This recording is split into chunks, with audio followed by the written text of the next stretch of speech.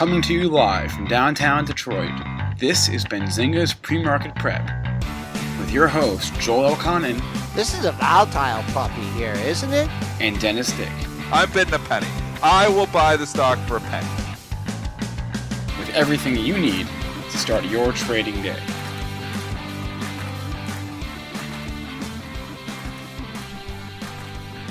Good morning, everybody. Welcome to this Monday, June 12th edition of Benzinga's PreMarket Prep. I'm Spencer Israel here with Joel Elconin and Dennis Dick. On the show today, we're going to be joined by Scott Redler. He's the Red Dog, Chief Strategist at T3 Live and T3 Trading Group. We're also going to discuss that sell-off on Friday afternoon, right before the bell, the FAAMG, I'm not sure how you want to pronounce it, FAAMG, Facebook, Amazon, Apple, Microsoft, Google, Goldman, comparing them in a note to the .com bubble. We're going to talk about that, some stocks and Barrons over the weekend, including Regeneron and Exact Sciences.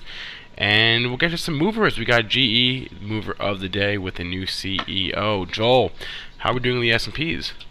Did we say belated happy birthday to Dennis? Happy birthday, Dennis. It was yesterday, and he just turned 30. Happy birthday. 30, yeah, I know. Big 3-0 for me. Happy birthday, Dennis. Thank you. I do remember my 30th birthday. It was a fun one, but this one's a little bit older than the 40. What do you say, Joel? The 40 puts are now worthless? Yeah, because 41. The 41 puts are very active. Maybe put a strangle on, but congratulations, happy birthday. We hope you had a good birthday. We'll just do the S&Ps real quick. Down $6. We got that rebound off the low, but sellers came in again this morning. Can't give you a good number on the upside or on the downside besides Friday's low at 1250. That's 10 points away. But I'll tell you, that the pre-market high, 28.75, that's right with the close at 28.25. Big level. That's going to be the key for the entire week. Crude, it continues its attempted rebound here, up 73 cents at 46.56. I assume they said something about more cuts or something like that to get a little boost. And no flight to quality in gold and or silver. Gold off 80 cents at 1270.60. Silver down 12 cents as well at 17.10. So, all right, Dennis, we will bring you back in again here. And, boy, oh boy, a double catalyst to take the tech stocks down on Friday.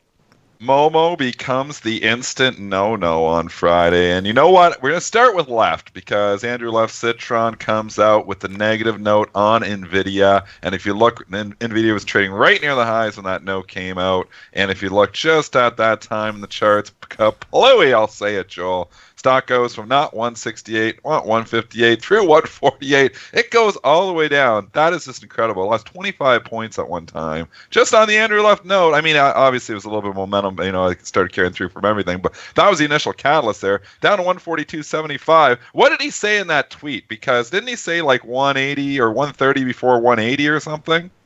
And it almost got there. It almost got there Friday in one day. Let me get the exact number. Get the tweet. I mean, it almost doesn't matter what he says so much as that he said it, right? He is influential. He Out said, of everyone, and I'm going to say this again here.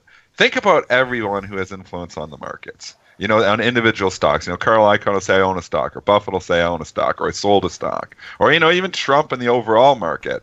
Who has more influence than Andrew Left Citron? Who can knock NVIDIA down, 20% intraday? Just like that from the highs to the lows. I mean, he has incredible influence. People, when he comes out bearish on a stock, they smack the hell out of it. He said that the stock would trade back to 130 before 180. Also interesting, if you get a chance, check out the New York Times. Had a very interesting profile of Left that I read over the weekend. It was a TikTok, so the reporter was with him, for a couple of days, and he kind of just outlined what his day-to-day is, and his interactions with other managers and his team of researchers, and his guy buying the domain for when he wants to short EXAS, what should we call the website, the truth about EXAS or whatever they called it. So if you want to know more about Left, highly recommend you reading that article. Incredible influence, and regardless of whether you like him or whether you agree with him or not, you can't argue that he is a mover and a shaker here, Joel. And Couple give us, comments. No, I want to give you a yeah, couple comments here. go. Number one, okay, he did the same thing on the video before, right? He Hey, came we out gotta on get this. the Yeah. quarter jar. Just to interrupt you, we're gonna get to the quarter jar out here again because Joel's going back to NVIDIA again. You break the Oh, hat. jeez. Okay. I heard it Friday and I let it slide. Not let it slide here this morning. It's NVIDIA, or I don't even remember. I call it NVIDIA, and everybody else, calls it what, NVIDIA. But you can't call it N. There's no N. So get the quarter jar. You owe 2 quarters. If it wasn't your birthday, post-birthday day, I would get really mad at you. But he did the Can't same. get mad at me on the post-birthday day. He did the same thing and Stock Hunter is pointing that out. 120 and covered it at 90 here. But just to me, I mean, he made a good call. He moved the market. But I mean, how right really has he been on this stock? He got the move down before. We don't really True. know if he actually, what he did with his actual position, right? And now he's shorting it again. So to me, it just, I don't know. I just doing it on the same stock twice after it's, 30 points higher than the first time you do it. I'm not too sure about that. And then the other thing is he must be listening to Benzinga's pre-market prep because you know how we do our bets with the two prices, when it was at 150, 180, 120. So he must be listening to us on that. It's trading down in the pre-market. I'll just let's see if we can find a quick level for it. Boom, trading down $3. I mean, there's a lot of air in here. We're trading up at 145. I do see a pair of lows right at 143, so I'll call that minor support. But actually, big buyer, big seller, this thing can go anywhere. Ugly candle yesterday, so we'll see if any kind of rally, if people are really scrambling to get some offers out there and sell. A lot of people sitting on a lot of profits here just since earnings when it was at 115. And obviously, NVIDIA is going to bring down AMD. And when NVIDIA started getting hit, AMD got smacked around there too. And who knows? Maybe we get another shot at this thing down in the 10s because I was complaining about it last week when it went from obviously 10 up to 13. I talked about buying it and I didn't, but boom, in one day it gives half of that back, and it's looking here at the lows here again. Friday's low, 1163. We were down there challenging 1176, getting some follow through. A little bit of negative commentary from Goldman on AMD as well today, so I think that might be weighing on the stock as well. But it's follow through. They are hitting the momos here. That's what's happening here. Those stocks which were the most loved by the street right now. They're nervous on them. All right, so let's get into the other components of the FAAMG What trade. was this Goldman note from Friday you were talking about, Spencer? So there was a Goldman note. I think you got in front of you too, Joel. There was two catalysts. So Citron obviously came out negative on NVIDIA, but then Goldman came out negative on all of them? Yeah, mostly Facebook, Amazon, Apple, Microsoft, and Google. What did they say? Basically, the concentrated outperformance of those 5 stocks is reminiscent of the dot-com bubble.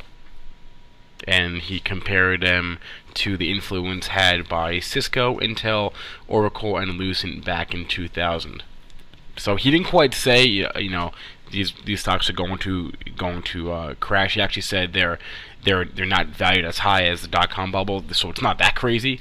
But in terms of influence, on the market, those 5 are reminded. And this is Robert Borierdi, is I guess how you pronounce his name. But he compared the valuation air pocket is what we're talking about right now. So that's what drove the market down right before the bell. Is that note? Oh, well, it came out a little bit earlier, and I'm looking for the exact quote in the note, and I did see it in Barron's. He said something like, the increase in the market cap in those stocks, I think, let alone like this year, is bigger than like the GDP of Hong Kong and some other country. I mean, he was just really putting it in simple terms, but good timing. That coupled with the left, the left call on NVIDIA has the market trading in the red here again today.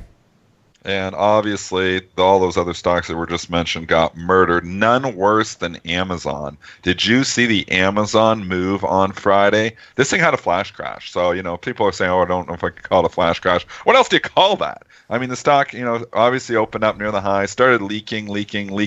And then just after 2 o'clock, or actually about 2:30, the stock goes from 960 all the way down, and that print is real down there, folks. Going all the way down to 927, and then bounces all the way back. I did not sit and analyze the tape on this one, so I'm going to, and I can't tell you if it was a flash crash due to lack of liquidity or a flash crash just on one exchange, but I can tell you traded down at 927, immediately obviously bouncing back. So if you had orders on the book, maybe you could get filled there, but otherwise you weren't going to get filled. It's back at 960. But regardless of that, this showed some massive weakness there, and this is just classic profit taking. The stocks run up so far. In March we were 850. Everybody's loving it. It got over $1,000. People are still piling on. Well, when they hit the exit button, everybody hits it at the exact same time, and this is what happens.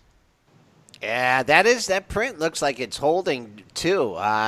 Trading down in the. Can you see? Do you have? Just curious. Right on the show live. Sure. Do you have your to go see how much stock traded down there during that candle? So if we go and we look, and you bring up your platform there, 927 at that bar. Do you have it there in front of you already? Yeah, no, it's weird here because you had the. On my trade station here, I see. What time was it at? It was in the bracket between 245. Excuse me. No, when's that print? Yeah, between 2:45 and 3 p.m. My low on trade station is 938.63, but on that bracket you had 600,000 shares trade. So there was John Dotson saying 750, but what I'm seeing here in my tape is close to 600,000. So. It did. I mean, it traded. It traded. I'm going to go look at the tape right now, too. I'm trying to bring it up. Oh, I put too many. Hang on. I'm trying to actually bring up the consolidated tape. Because I meant to look at it on Friday. I just never had a chance to do it.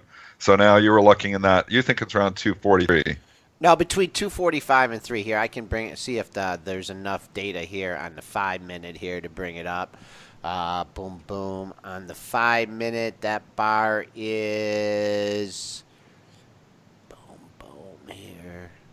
Well, we should have did this ahead of time because for whatever reason, my history platform and my time and quotes isn't working right now. So maybe it's too early in the morning and the history's not open yet. But you know what I'll do? I'll analyze it today. I'll come back to you on it and analyze exactly what happened. If that was just an outlier print maybe down there, or if it actually, a whole pile of stock traded down there. Oh, no, I mean, at least on that bracket, a whole pile traded, and they haven't taken the prints off. So yeah, so somebody hit the exit button. It was a whoops. I actually heard somebody was saying it was a fat finger. Somebody meant to sell, as 200,000 worth, and they sold 200,000 shares or something. I heard. I'm not sure those numbers were correct, but I'm just going with rumors on what I heard there. So heard it was a fat finger. In any regard, here it shows you there's some fear out there. When people all of a sudden just hit the exit buttons all at the same time, this kind of stuff can happen. Keep your eye on your closing prices from all those stocks from Friday. They're both a distance away now, but I think you really, in order to see a sustained rally to get these things back to all-time highs, the first thing they're going to have to deal with is that closing print from Friday. A lot of emphasis on that. So jumping back over to the other ones, because they all got murdered, and we might as well cover all the big four.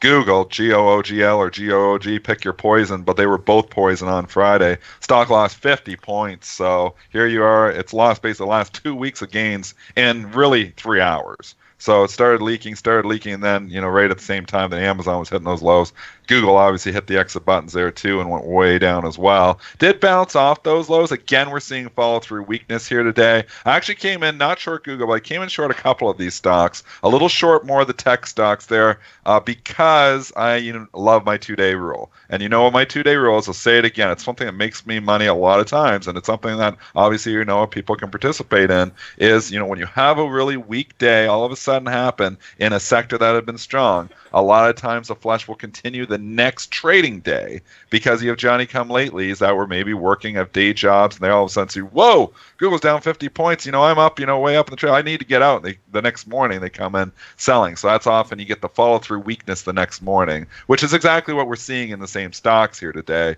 You've got the S&P only down 0.17%, but the Qs are down 1% here, and you've got a lot of the other stocks like what we already covered NVIDIA, but Apple's down, which is a downgrade, but you've also got Google trading significantly down, Netflix trading significantly down, Facebook, all the stocks that they killed on Friday, they're hitting them again here this morning, at least early. And he did. The analyst from Goldman Sachs doesn't put Netflix in that group because he just doesn't think that they have really that much of a market cap to have an overall effect on the market. So I thought that was an interesting note as well. But you could certainly include those and Tesla and Priceline and other stocks. Well, let's talk Tesla, because this has been the most loved, and you know what? It got hit the least. So out of all of them. All of them that really got murdered, you're talking losing $50 on Google, losing 90 points on Amazon, or 85 points on Amazon. Even some of the other ones like Apple losing 7 or 8 points, which is a crazy move for Apple. Really, Tesla, considering how bad they all got killed, Tesla only got down to its low from 2 days ago. So it did lose 20 points. So it does sound bad when you say, oh, it lost 20 points. But really considering here, we are still way up from where we were just 2 weeks ago when we were down near $300. All right, nice level to keep an eye on here in Tesla. Currently trading, getting a little bit of a bump at 57.45. But for you Tesla fans out there, boy, keep an eye on 355. That your low from Friday, 54.80. Your low on Wednesday, 55.14. So double bottom there in a high price stock. 355. That's a number of the day and the week here in Tesla. Jumping back over to the news desk, and the big news from this morning. General Electric, Spencer, enlighten us here. GE popping big time here. New CEO. Yep, Immelt is out and John Flannery is in. He was previously the CEO of GE their healthcare division. Immelt is retiring due to health issues. Just saw his tweet come across my timeline from Carl Quintanilla. Under Jeff Immelt, the GE stock was down 29.6%. In that same period, the Dow was up 121%. How long was Immelt in? I want to say long time. Yeah, I want to say early 2000, late. I'm not sure. Jack, he took over for Welch, Jack. You had Welch forever. Yeah. Welch was there ever. Yeah. And then Immelt came in. When do you think it was, Joel? I think it was early 2000s. I want to say like 01, 02. Yeah. Yeah, it was September 7th, 2001. Okay, two things here. One, is it fair? What was the date? What was the actual date you just said? September 7th, 2001. Okay. So two things here. One, that was the end of one of the biggest bubbles of all time. So when Welch is going out, he is going out at the top. So of the overall market too. I know you can say, oh, the Dow's up since then, but a lot of stocks were, very overvalued. Then GE, one of them. GE, I think, traded with a multiple of like 40 or 50. So it was trading, with a ridiculous multiple, just at the end of 2000 as well. So, and it did come off those highs before Welch got out, but at the same time, Welch sold, he was getting out very, he didn't sell, but when he was getting out of GE as CEO, he got out near the top. So Immelt, had a rough run. We know 2001 was a terrible year for stocks. 2002, it got rough, and then we went through the financial crisis in 2007, where GE, took the brunt of it there because they had a financial component, and it looked like GE, if Warren Buffett wasn't there to help, GE could have actually been in some trouble. It went down to $6. So really, in the last, since the financial crisis, we went from 6 to 28. We've been okay since the financial crisis, but it got killed ahead of that. So the stats are correct. The Dow has very much outperformed GE during that time period, but GE's had some tough sledding too. And you know why I think that's an extremely unfair statement to make about the overall performance? Why? Why is that? I mean, is he factoring in the spinoff of Synchrony Financial at all? What? Yeah, that would be factored in, I would think, because the price of the spinoff didn't change the price of GE because of the way they did it. There was no adjustment to the price because they actually gave you a choice. So it was kind of like almost like a buyback for GE because they got rid of, that whole financial component of it, and you had the choice. So, the share, obviously the market cap of GE itself without the financial component, would drop because you're losing all those shareholders. So despite, the share price actually didn't change, but, I own GE shares. I've owned GE shares, one of the first stocks I told you that I bought way back in the day. And I've had it the bulk of those 16 years and have not made a lot of money on it. But there's been some money made because it's paid me a 3 to 4% dividend that whole time. So just to say it's been down too, is that fully fair either? Because GE has been paying a pretty good dividend that whole 16 years that ML was in. And what is how come I can't find the symbol of Synchrony Financial? It's SYF. SYF. So, okay. Yeah. All right. Well, and they gave you a choice. You could go SYF or you could go GE, and both the stocks have kind of been hanging out. I stuck with GE, but a lot of people obviously changed. Maybe when jumped on the Synchrony Financial. But they gave you a choice in that merger. You could go and you could change your shares for Synchrony Financials, or you could, stick with GE, and I stuck with GE. All right, let's just talk about the 2-day rule and see if it works in POT, potash. Haven't looked at the chart. Nice day on Friday. I'm not sure why that was going contra to the market, except... Well, you want to know something? That is a great point. It's being brought up here by Spinner, because there was a lot of stocks on Friday. So Friday wasn't a sell-off on the overall market. It was a rotation. And they rotated into value. We've been talking, the value trade has been out. Everybody's wanting growth. Everybody's wanting growth for this pretty much entire 2016 or 2017. For the last 5 months, everybody's been wanting growth and piling into these growth stocks. Well, they piled out of the growth stocks on Friday and they piled into the value. So if you had a low multiple, you were getting bought on Friday. And potash, is a little bit of a, I don't know if it's the best example here, but the banks. The banks all had a great day on Friday. Bank of America was way up. JP Morgan was way up. Goldman was way up. Morgan was way up. Wells Fargo was way up. There was a lot of other stocks even that they were piling into. Some of your defensive stocks were getting cash. But I was looking across the board. Even a stock like Caterpillar was trading up on Friday. So there was a lot of stocks. They were just piling out of the tech, the Momo tech names and piling into the value names.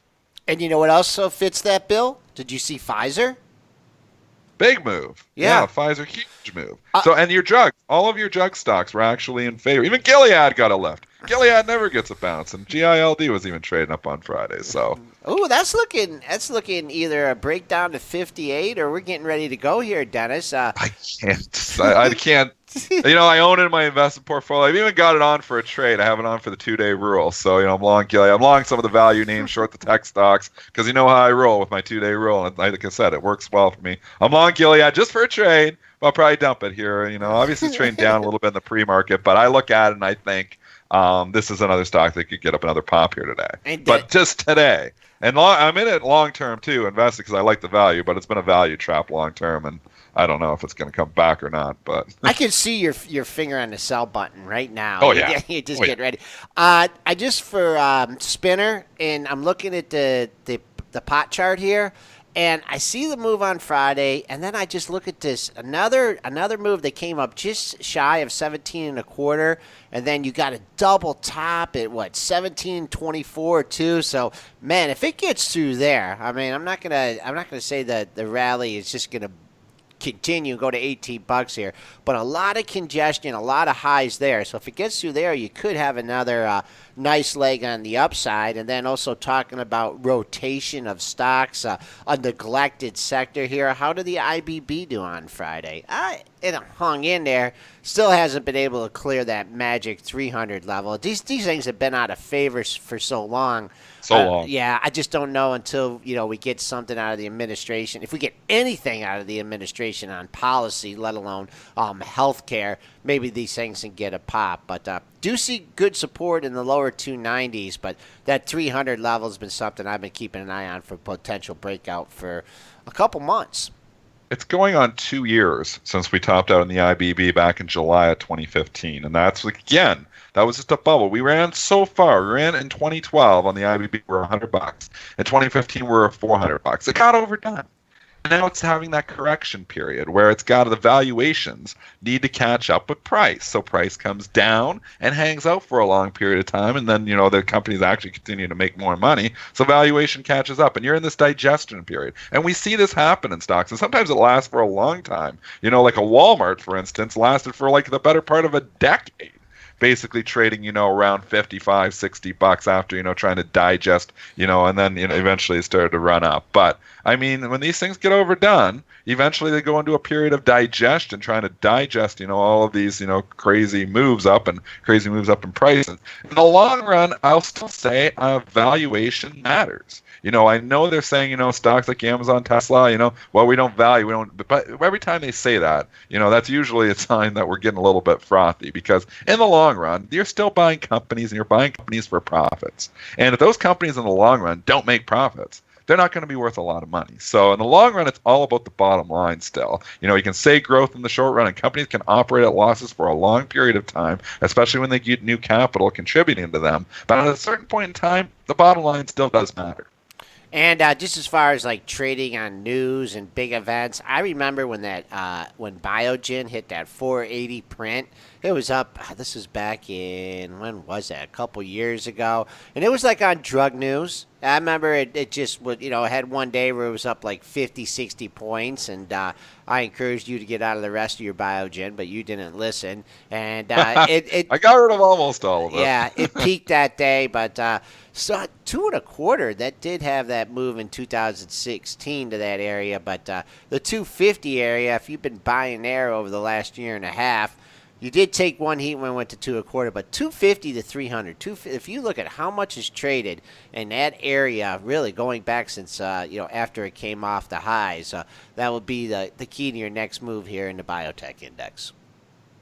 Let's jump back over just to Barron's, and Barron's is talking about quite a few stocks he said this weekend. Give us some highlights there from Barron's. We know that publication moves stocks.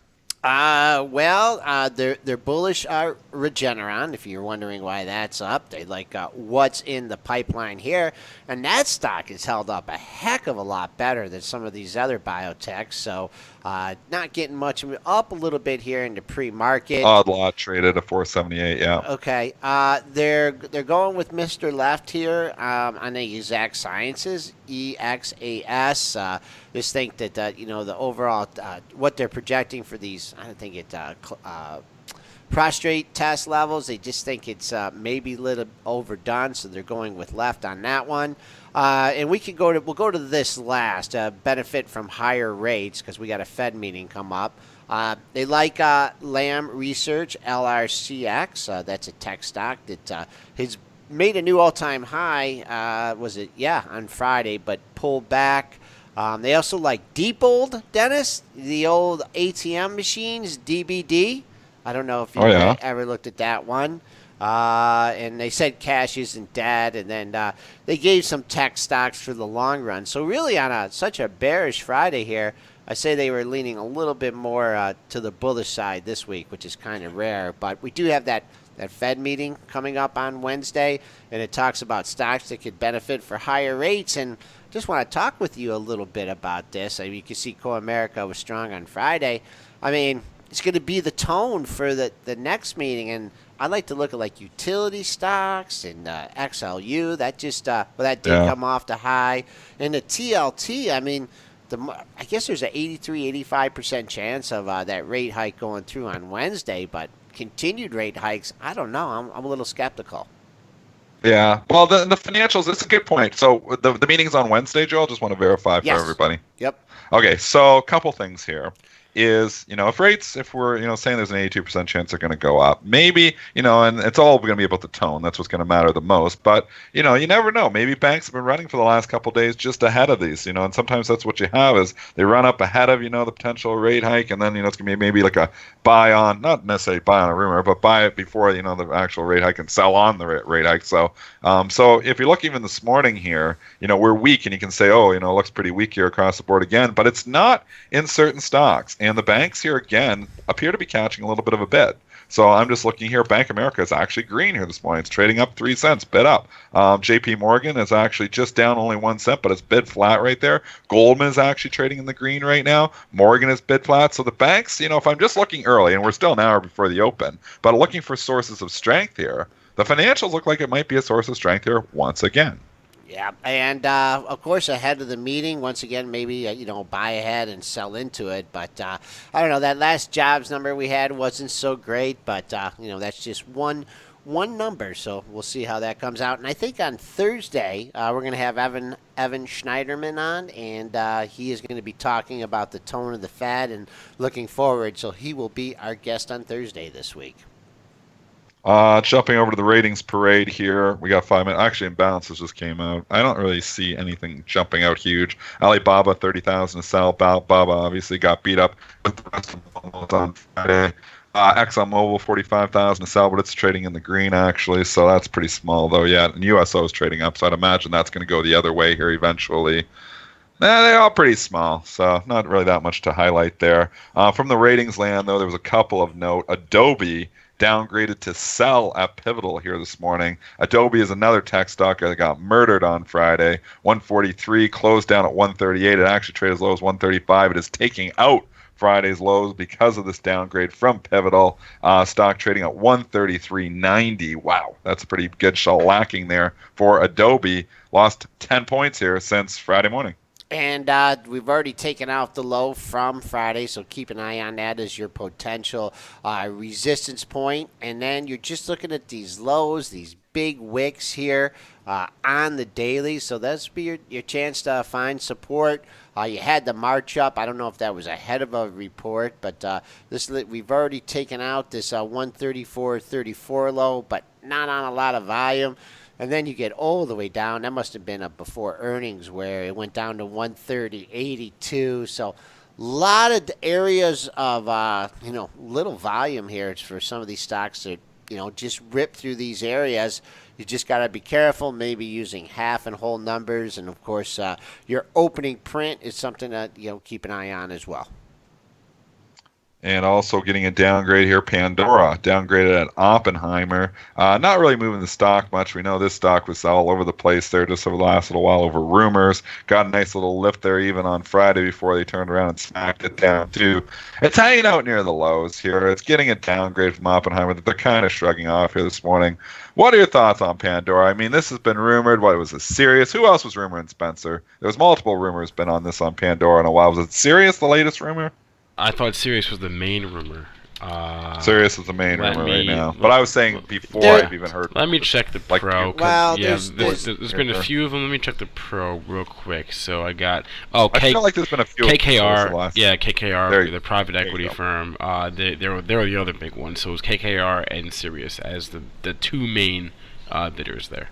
And the problem is nothing's ever materialized here, and I don't know. Like, do you think this stock, if it doesn't get bought, I just don't know if it can run it alone or not.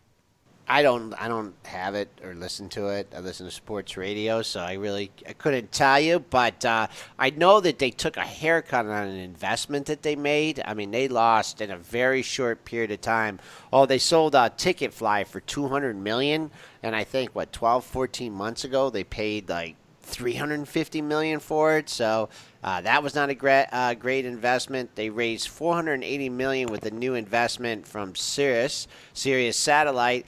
And the other thing here, David Faber tweets out, Sirius is offered to buy Pandora at $8 a share. So I don't know if you're buying this thing at $8.52 and you're hoping for a takeout and it's at $8. It kind of reminds me of the Twitter scenario. Remember when everyone thought Twitter was getting taken over, and you heard if anything it was going to be a take under here. So I'd have a hard time, owning this stock based on the KKR investment or the fact that it's getting taken over.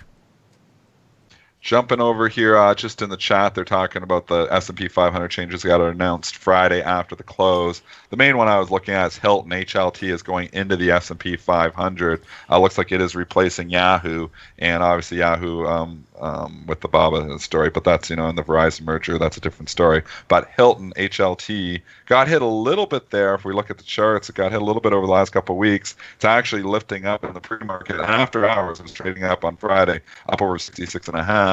It is bid up at 66.10 here this morning, so it does look like it's going to trade in the 66 handle. There was an interesting story. I can't remember if it was from Reuters or whatever, but these used to always move stocks like 5, 6, 7, 8% because and it's not doing it as much anymore. And it was a great article saying that they're having very little influence on, they'll have an initial pop is what the article was saying. And, I should find the actual article. I could post it into the chat because I do think I retweeted it about a week ago. But, it was saying that basically, you get the initial pop like we're seeing, but it seems like when the dust settles, it kind of goes back, in a week or two to where it was. And that's quite different from the way, his history shows, where these things usually run up until they're actually added to the index. Yeah, we haven't told your story about before you went to Europe when you were trading one of those. Although Russell rebalance. Yeah, the rough rebalance here. But we'll get to NGG here after our break. We haven't talked to Scott Red Dog Redler in a long time. Let's see how he's approaching the market here with the big sell-off on Friday. We'll be right back with Red Dog.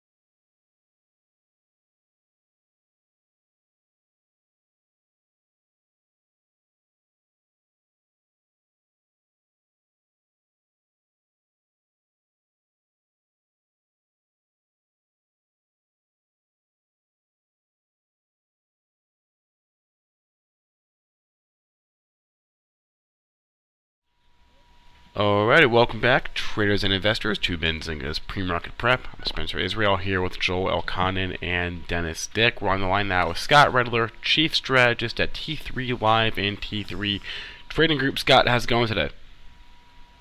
Doing good. How you guys doing? We are doing well, just trying to get the week off to a good start. What was your reaction to the late sell-off there on Friday, or the rotation? Well, hopefully, at least I like the way it unraveled. I'm not saying you ever want to like the way something unravels. At least, there wasn't a surprise where traders were trapped. You know what I'm saying by that? Meaning, high beta tech's been very strong. So on Friday, we came in saying, hey, are we going to break above S&P 2440 and extend and have the headlines happy-go-lucky for the weekend? Or are we going to break above it and fail? Because sometimes you get that red dog reversal, which you guys know that strategy, meaning you break above the level, come back below it, trap some longs, get some people short, etc. So anyway, early in the morning, everything looked kind of fine, right? The banks were strong, the small caps were strong, the bios were strong, but most of high beta tech that opened up a few bucks started to go red. So, okay, they're taking a little profits ahead of the weekend. And then I would say midday, I actually sent out a tweet, saying, listen, if you haven't bought NVIDIA this month, 40 points below, not really the spot to buy it. And then Citron put out its note saying that NVIDIA could hit 130. And then when you have pretty much the leader of high beta tech that's been the best, all of a sudden go from up $5, $6, $7 to down $4, that accelerated some of the other selling in high beta tech like Amazon, like Google, like Facebook, because they trade as groups. And then there was no real bounce in the afternoon. So the 8-day moving average, which we use for momentum, got broken.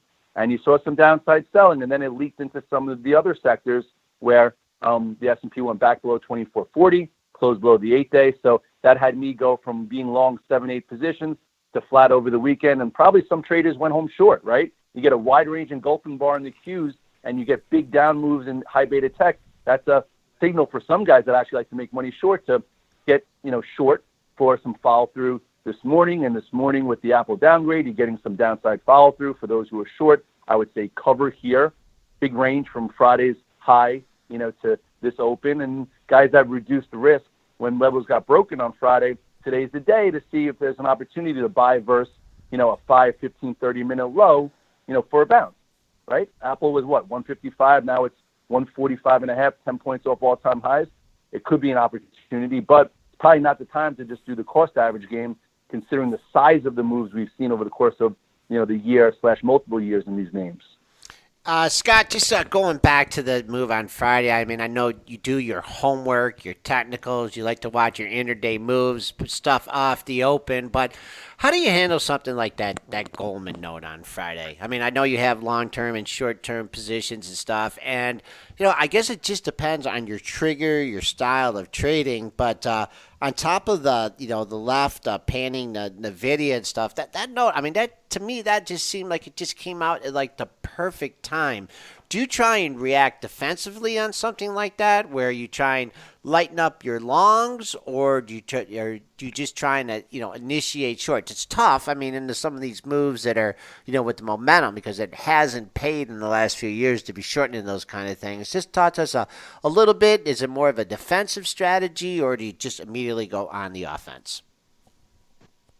Well, defense wins championships, so I try and be defensive when something looks like it could change. I did not go short over the weekend and get offensive, but you know what? I've been playing offense for the past month because high beta tech's been above the 8-day moving average, above the 21-day moving average, making all-time highs. So there's been a lot of ways to play offense. But, if you have a process and you're prepared, you know that, okay, you have a few lines of defense, right? When something opens up green, like the video was up 5-6 points after being up 4 or 5 days, you always sell some strength. Just take some off, feel happy, book the trade. That's what I usually do if I'm long. And then if it happens to go from up to it goes red, I usually reduce more because I'm like, hey, okay, now it's red. So if it's down, it could go from being flat to down small to be down a lot. And then if it starts taking out prior day's low, like the Qs took out, just say 142.79 and stayed below it for the first time in 5 sessions and something's a little different, then you really reduce, get out of the way, so you let the market do some price discovery. But if you're not prepared with those levels prior and you don't have a process that you have executed on with confidence, it's hard for you to be that fast. But if you're an active trader in this market, you've been doing it for 10 plus years, I'm pretty sure guys are acting pretty fast, well prepared. Otherwise, they've been pushed out of the business well before Friday. All right. Also, we're going to go basis the spider here. I know that's what you like to track, and basically that that high that you had at 40 on Friday at 45.01, and then that low. I mean, that is a very significant move. Now, for me, I'll be looking at the 50% retracement of that move, and I know in the S&Ps it came in just about where it settled at the 24, 28 area. So just going beyond today and tomorrow, here you are, your first really big decline that we've had. We had one other 300-point down day here. How do you go about characterizing this as, okay, a change in trend here, market showed some weakness, the leaders are going down, or is it just like it's just going to be the same old story? Everyone that was sticking out those low ball bids on Friday, they're going to be rewarded today. We're going right back up to 23, 24, 43 in the S&Ps. What number or what strategy do you use to determine that?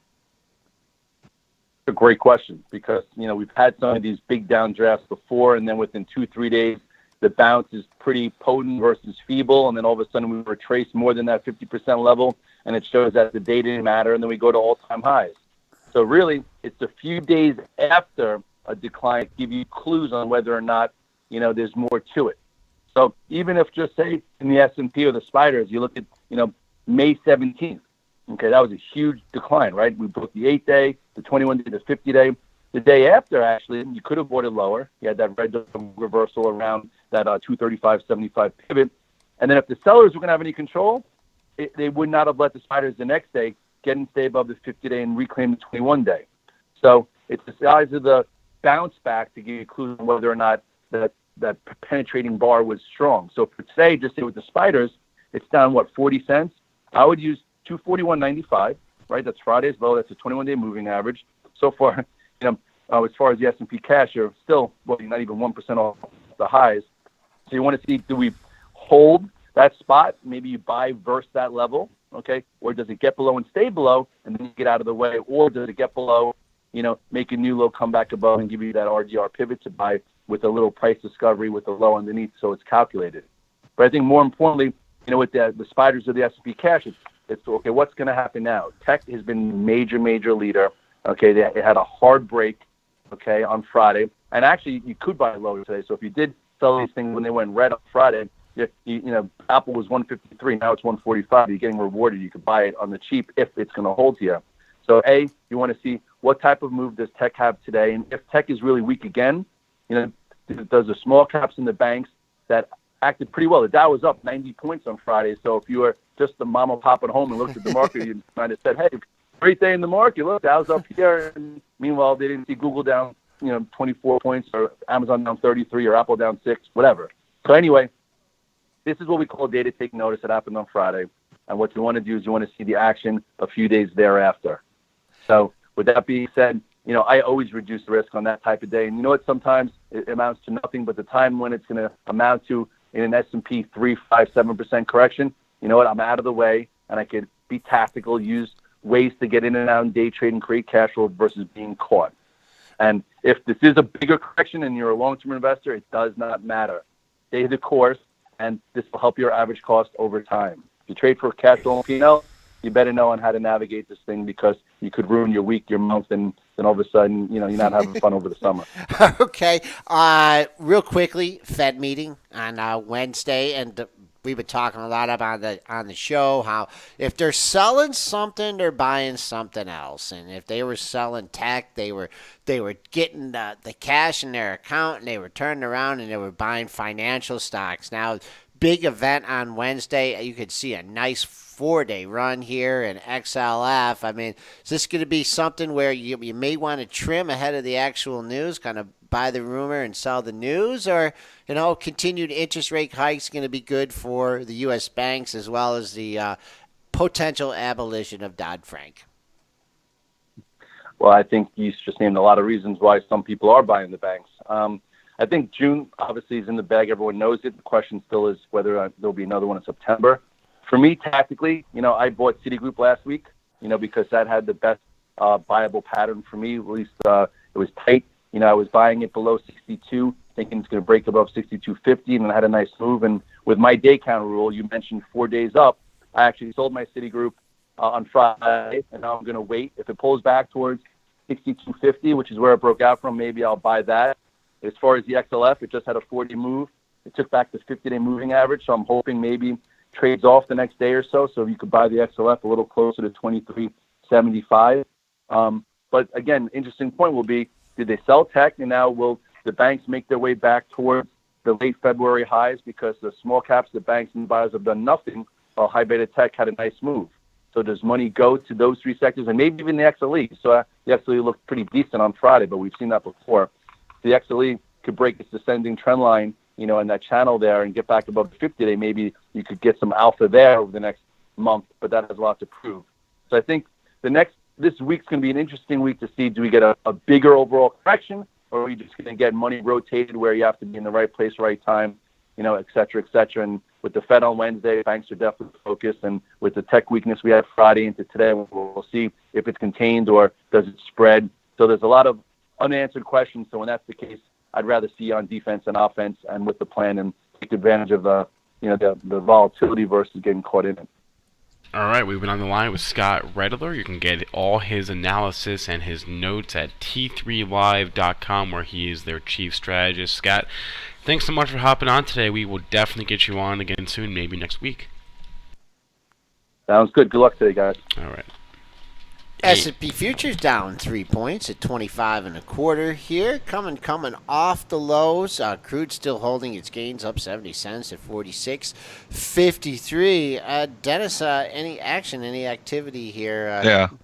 We've got buyers coming into those names Scott was just talking about, and where he was saying, maybe he'd be covering if he was short here this morning. And I think the same. I mean, it's been a big move for a lot of these stocks. And if you look, a lot of these stocks are coming off the lows right now. Nvidia is starting to pop a little bit here right now. Facebook has come significantly off its lows from the pre-market. Where were we trading at the lows here in the pre-market, Joel, on Facebook? Because we are now only down $1 here on Facebook for $1.30 still. 290,000 shares have traded. Looking at the pre-market trading, we did get into the 146 handle, 146.61.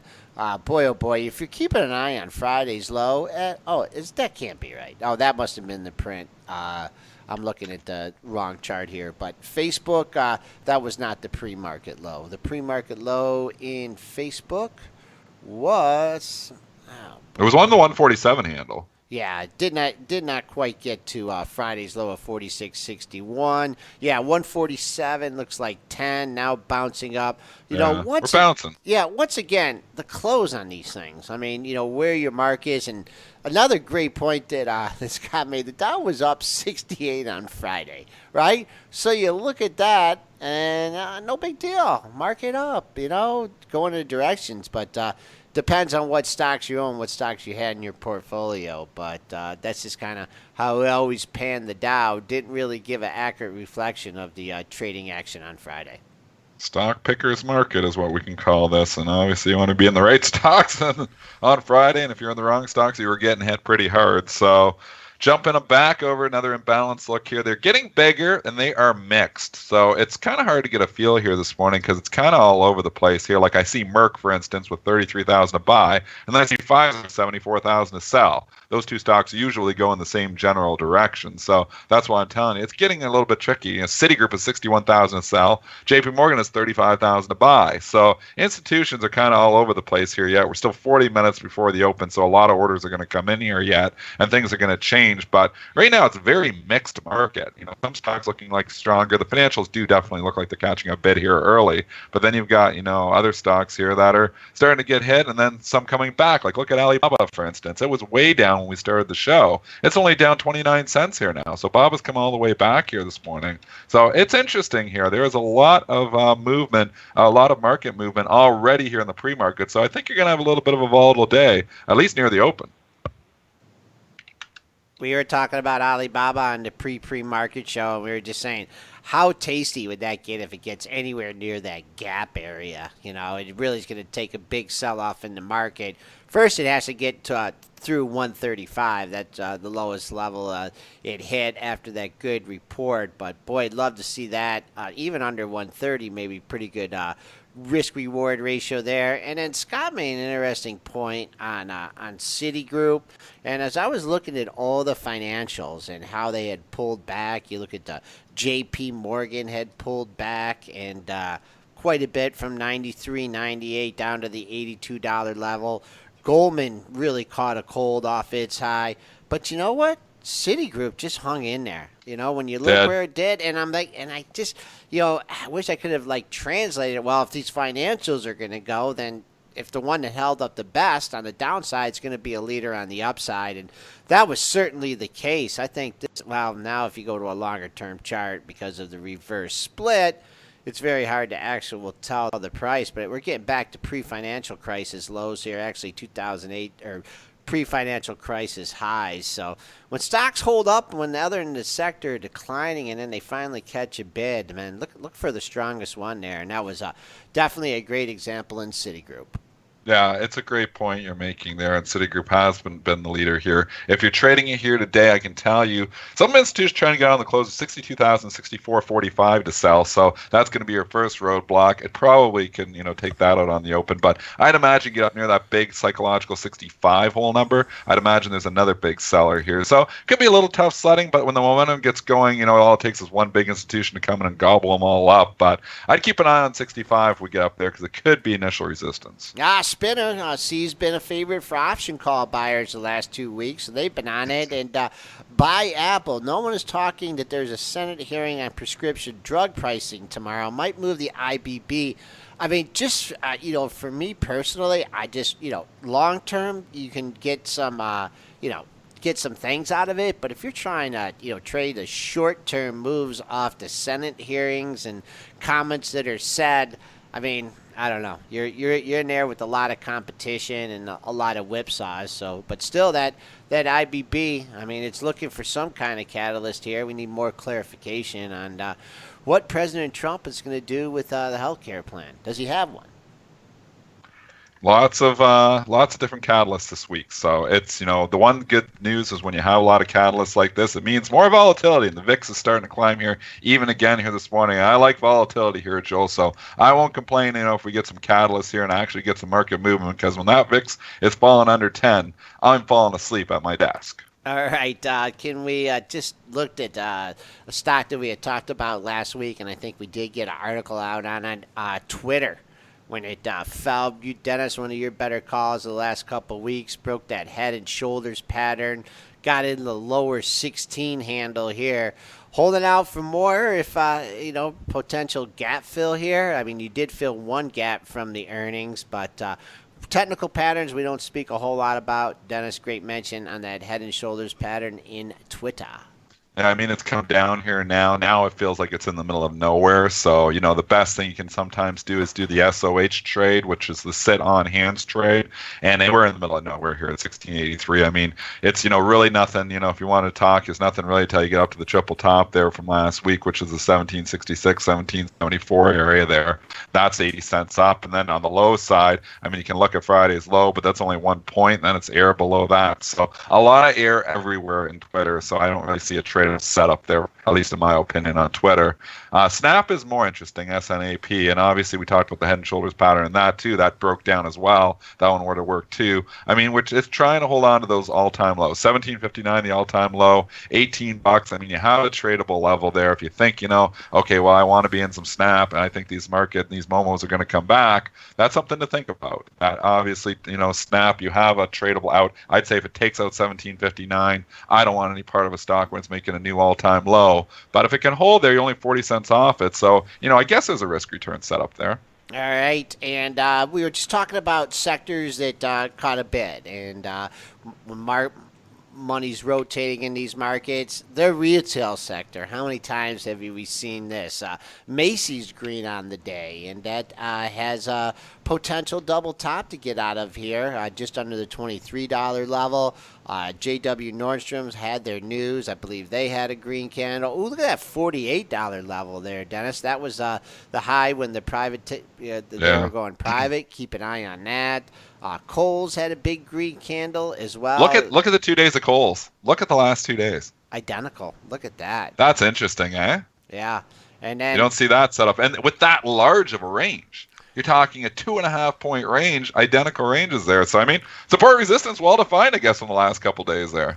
TradeTheRange.com, and the two highs are 38. Just call it 38 the level. 795 and 797 were the highs from the last two sessions. And what about Target? Did that get off the mat yet? The retailers it did. The retailers were hot on Friday, so we gave the financials some love, but the retailers, again, value. People looking, at the value stocks there, and the retailers fit that description. Whether, they're value traps or not, we've obviously dogged them a lot on the show, and I think they are all long-term value traps, but that's where the market was moving into, cheap stocks. Yeah, and just quickly, one other sector that Barron's really thought, could catch a bid here was the XLE, the oil services sector. ExxonMobil just recently got under $80 and got a pop, but man, oh man, I mean, I don't know how directly or if you need more than a crude rally here, but boy, it just doesn't seem that crude can longer term can get over $55, but you did get a nice buy in ExxonMobil under $80. Once again, an unloved sector. Had a good day on Friday as part of the rotation. Dennis, unless you have any final comments here, we'll let Spencer wrap up the show and preview tomorrow's. Sounds good. I guess that's a no on the final comments. All right. All right. Well, that's it for the show today then. Hope you enjoyed our chat with Scott. I want to remind you all that you can listen to the whole show again on YouTube. It's recorded as it airs live, so if you're listening to the show on YouTube now, you can go to the Benzinga TV YouTube channel and just watch it again, or wait for our podcast. It's usually up about an hour after showtime. That goes on iTunes, SoundCloud, and Stitcher. You can find it by searching for Benzinga on any of those platforms, and you can again subscribe there to get those podcasts delivered straight to you. Also, want to remind you about Benzinga Pro. With Benzinga Pro, you can be the first to know. Trade faster, trade smarter. Don't forget to like us on Facebook as well. Follow us on Twitter, and again, don't forget about Benzinga TV on YouTube. It's where our show airs. It's where we post other videos as well. Benzinga TV. There, looking ahead to tomorrow's slate of guests, we have Nick Shaheen will be back with us after a week off. I have Nick withdrawal, so we're going to get Nick back on tomorrow. Maybe a couple other guests if we can if we can get him in the books, we'll have to see. It'll be a surprise tomorrow. That's it for that. And then, good luck out there today, folks. Have a good rest of your day, and we'll see you folks on Tuesday. Whether you're a short-term swing trader or a long-term investor, you need to check out Thinkorswim, brought to you by TD Ameritrade. There's a reason why Thinkorswim has been named the #1 trading platform, because it has it all. With Thinkorswim, you can trade stocks, options, futures, forex, and virtually every other type of order. Get notifications on mobile devices and interact with other traders in chat rooms. You can also use technical indicators and see the latest investing and trading education in Think Money magazine. If you want to keep up with the markets, you need Thinkorswim. To experience everything Thinkorswim has to offer, open a TD Ameritrade account today. Thinkorswim, the online trading platform for traders and investors. TD Ameritrade, member SIPC. All investing involves risks.